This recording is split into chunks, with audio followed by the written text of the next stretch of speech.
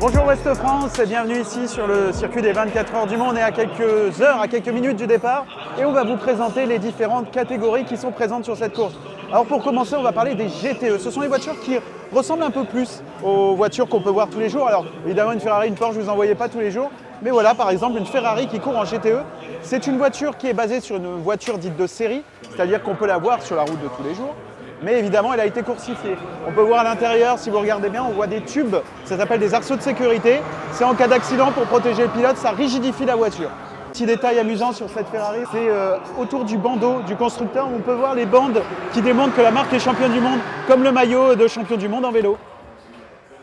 Ce sont des autos qui pèsent 1250 kg, donc qui sont un peu plus lourdes que ce qu'on va voir un peu plus tard, les prototypes, qui sont très représentatifs des 24 heures du Mans. C'est une catégorie qui est particulièrement disputée, mais un peu moins rapide que les prototypes. Ici, on parle des LMP2, on les reconnaît au dossard qui est bleu ici.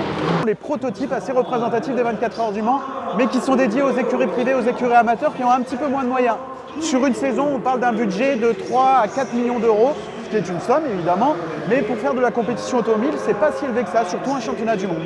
Ces voitures sont très particulières par rapport aux GTE puisque ce sont des voitures qui sont principalement basées sur l'aérodynamique. Toute la force de ces autos, c'est l'air qui va passer sous la voiture et qui, comme en Formule 1, va les coller au sol. D'où cette forme un petit peu étonnante. La coque, elle est en carbone, elle est entièrement dédiée à la course. Elle protège évidemment les pilotes. C'est très serré dedans et pour la petite histoire, quand vous êtes installé dans un prototype comme ça, le volant est placé là, vos pieds sont un petit peu décalés. Donc pas forcément très confortable pour les piloter. Il y a beaucoup d'éléments aérodynamiques dessus, ce sont des voitures qui sont capables d'aller à 330 km/h en ligne droite, donc plutôt très performants. Pour rendre les arrêts au stand le plus rapide possible, les éléments de carrosserie sont prémontés. C'est-à-dire qu'en quelques gestes, on peut changer un capot complet. Regardez comment on fait, il s'agit de clips, tout simplement, qu'on va resserrer et la voiture va pouvoir changer ses pièces très rapidement. Le troisième niveau, c'est la catégorie reine, c'est l'hypercar qu'on reconnaît au dossard rouge. En termes de performance, on est sur des voitures qui peuvent monter jusqu'à 340 km/h et grâce à l'aérodynamique de ces voitures, on peut aller très vite en virage.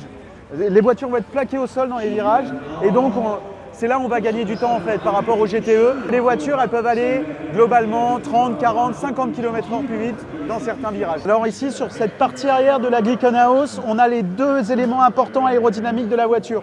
L'aileron, comme une aile d'avion inversée, va plaquer la voiture au sol avec le flux d'air qui va passer. À plus de 300 km/h, on peut, notamment en Formule 1, créer parfois plus que le poids de la voiture. Mais ce qui fait l'effet ventouse de l'effet de sol, c'est ce qu'on appelle l'extracteur d'air.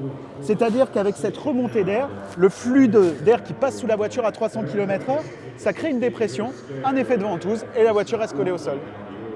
En hypercar, on vise la victoire absolue, ce sont les meilleurs pilotes qui se retrouvent sur ces voitures. Et cette année, on peut s'attendre à un très joli duel entre Alpine, Toyota et donc Glickenhaus, qui, attention, a quelques arguments dans sa poche.